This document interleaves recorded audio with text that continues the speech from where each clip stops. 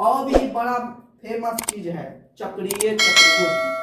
इस चीज को पढ़ना बहुत जरूरी है, यानी इसका ज्ञान लेना बहुत जरूरी है। और ज्ञान का दुनिया में कोई वैल्यू है नहीं, लेकिन हम बांट रहे हैं फ्री में। आपका इच्छा है आप ले सकते हैं, नहीं मोबाइल बंद करके घूम भी सकते हैं। कॉमेडी बहुत कुछ दिखाता है आजकल। तो चक्रीय चतुर्भुज ये तो चलवे नहीं करता है, क्या बता, चलने लगा, ठीक है। चक्रीय चतुर्भुज क्या होता है? तब परिधि पर स्थित किसी भी चाप बिंदु को मिलाने से बना चतुर्भुज। परिधि पर स्थित कोई चाप को मिला देते हैं और उससे जो बनता है त्रिभुज चतुर्भुज, उसको बोलते हैं चक्रीय चतुर्भुज। तो मान लेते हैं कि यहाँ पर यह एगो है, यहाँ पर यह, यहाँ पर यह, यहाँ पर यह है। इस सब को बिंदु को मिला देते हैं तो एगो ये चाप बन गया। इसको मिला देते हैं ई चाप बन गया, इसको मिला देते हैं ई चाप बन गया, और फिर इन दोनों को मिला देंगे टेढ़ा गया, गड़बड़ा जाता है। चलिए ये हो गया। इस हिसाब से क्या देख रहे हैं कि बीच में वो चतुर्भुज बन गया है। इसका ज्ञान लेना बहुत जरूरी है। फ्री में बांट रहे हैं इसका ये मतलब नहीं कि इग्नोर करके चलिए, इसका ज्ञान लेना बहुत जरूरी है।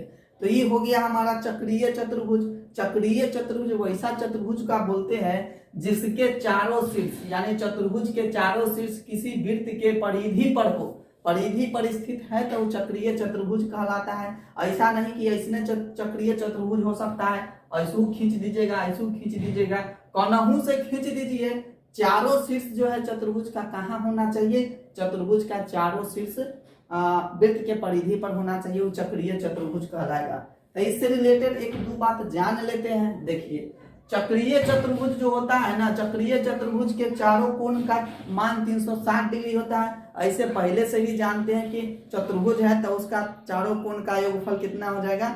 360 डिग्री हो जाएगा। इतना बात तो पहले से जानते हैं। चलिए अब इसमें क्या जान लीजिए कि चक्रीय चतुर्भुज में गुण क्या होता है कि आमने सामने का जो कोण होता है ना, दोनों आमने सामने के कोणों का योगफल जो होता है वो 180 डिग्री होता है। कितना हो जाता है? 180 डिग्री हो जाता है। इससे कई बार क्वेश्चन बना है कि चक्रीय चतुर्भुज के आमने सामने के कोणों का योगफल 180 डिग्री होता है। ई ज्ञान की बात हो गई।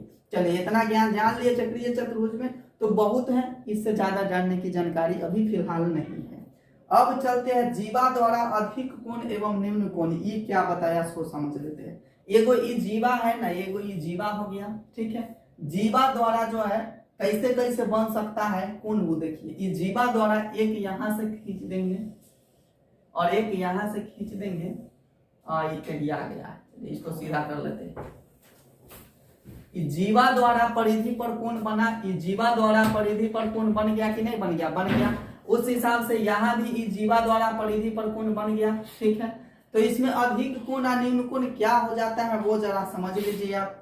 यहाँ पर जो बनने वाला कोण होता है ना और यहाँ पर बनने वाला कोण होता है, ये दो कोण बना, ये दोनों कोण में से एगो अधिक कोण कहलाएगा, एगो निम्न कोण कहलाएगा। बड़का जो चाप हुआ, बड़का चाप पर बनने वाला कोण जो है वो निम्न कोण होता है। ये बड़का चाप है, बड़का चाप ये वाला था, यहाँ पर कोण बन गया, ये निम्न कोण होता है। कौन सा कोण होता है?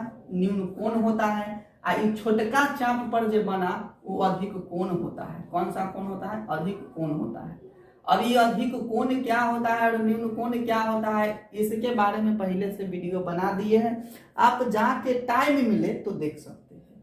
इतना बात आप समझ के चलिए। तो जीवा द्वारा अधिक कोण और निम्न कोण क्या हो गया, ये बात आप समझ गए। तो यहाँ से क्या क्वेश्चन बन सकता है सो देखिए। यहाँ जो मान है, यहाँ वाला मान, यहाँ वाला मान और यहाँ वाला मान, ये हो देखिए। अगर हम आप इसको नाम दे दे ए, इसका नाम दे दे बी, इसका नाम दे दे सी, इसका नाम दे दे डी, तो इस हिसाब से ए बी सी डी एक चक्रीय चतुर्भुज बन गया। आमने सामने के कोणों का योगफल क्या हो जाएगा? मतलब अधिक कोण और निम्न कोण दोनों का योगफल 180 डिग्री हो जाएगा। बात समझ गए ना? तो इस बात को भी आप समझ लीजिए। यानी अब चलते हैं जीवा। जीवा द्वारा केंद्र पर बना कोण परिधि पर बने कोण का दुगुना होता है। इसको आप नोट डाउन कर लीजिएगा। स्क्रीनशॉट लेके मोबाइल का वॉलपेपर बना लीजिएगा। बेशर्मी का हद पार कर दिया। ये क्या जानना है इसके बारे में क्या बताया सो देखिए। इसको समझाने के लिए हमको इसको मिटाना पड़ेगा। स्क्रीनशॉट ले लीजिए आराम से। चलिए कहीं को में बनाना पड़ रहा है तो थोड़ी दिक्कत हो जाता है और कोई बड़ी बात नहीं है, लेकिन कुछ दिन की बात है, इससे बड़ा बोर्ड आ जाएगा। जीवा द्वारा केंद्र पर बना कोण परिधि पर बने कोण का दुगुना होता है। जीवा द्वारा केंद्र पर कोण बनाना है, ये हमारा जीवा हो गया, ये हमारा केंद्र हो गया। तो जीवा द्वारा केंद्र पर बना कोण, देखिए जीवा द्वारा केंद्र पर बना कोण ये हो गया, केंद्र पर जीवा द्वारा बन गया कोण, ये कोण बन गया। जीवा द्वारा केंद्र पर बना कोण परिधि पर बने कोण का दुगुना होता है, ये बात बता दिया है। तो परिधि पर कैसे कोण बनेगा, सो देखिए एगो ई कोण बना कि नहीं बना, एगो ई कोण बना कि नहीं बना, ठीक है। यहाँ से देख लिए कि जीवा द्वारा जो है केंद्र पर कोण बन गया और जीवा द्वारा जो है परिधि पर कोण बन गया ना। चलिए तो क्या कहा है कि जीवा द्वारा केंद्र पर बना कोण परिधि पर बने कोण का दुगुना होता है। मतलब कि यहाँ अगर x डिग्री का कोण बनेगा तो यहाँ पर जो है 2x डिग्री का कोण बनेगा, मतलब दुगुना। वहां अगर 60 बनता है तो यहाँ 120 बनेगा। इस बात को आप समझ रहे हैं।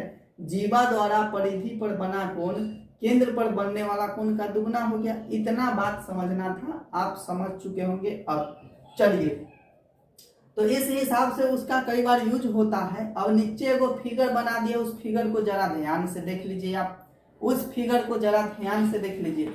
ये जीवा हो गया, जीवा द्वारा केंद्र पर बना है कोण, यही जीवा द्वारा परिधि पर भी बना है कोण। लेकिन उसमें या इसमें थोड़ा अंतर क्या है, देखिए ये जो है केंद्र के ऊपरे साइड में बन गया था, केंद्र के ऊपरे साइड में कोण बन गया था, ये अपोजिट साइड में बन गया है ना। तो इसमें एक रिलेशन क्या होता है वो देख लीजिए। इस रिलेशन से कभी कभी ये क्वेश्चन पूछ देता है। कोण ACB मतलब यहाँ वाला जो कोण होता है वो यहाँ वाला के कोण के आधा में से, केंद्र पर बनने वाला कोण के आधा में से 180 डिग्री को घटाने पर आ जाता है। मतलब हम अगर कहते आपको कि AOB अगर 60 डिग्री बन रहा है, AOB अगर 60 डिग्री बन रहा है तो उसको आधा कीजिए तो 30 डिग्री हो जाएगा, और उसको 180 डिग्री में से घटा दीजिए तो 150 डिग्री निकल जाएगा। बात समझ रहे हैं ना। तो इतना सीधा साधारण ज्ञान आपको आज मिला है। इस ज्ञान को आपको रखना है, रखिए, नहीं रखना है कोई फर्क नहीं पड़ता है। हमारा काम है वीडियो बनाने का, हम आपको बना दिए। जिसको पढ़ना है पढ़ेगा, जिसको नहीं पढ़ना है नहीं पढ़ेगा। एक बात कहते जाएंगे कि अच्छा लगा हो तो वीडियो को लाइक कीजिए, चैनल को सब्सक्राइब जरूर कीजिएगा और राय जरूर दीजिएगा कि कैसा लगा। कमेंट में जरूर ये बात बताइएगा कि आपको ये वीडियो कैसा लगा। वीडियो अच्छा लगा हो, खराब लगा हो, कमेंट में जरूर बता दीजिएगा। तो फिर आज के लिए इतना रखते हैं, मिलते हैं अगले क्लास में। तब तक के लिए जय हिंद।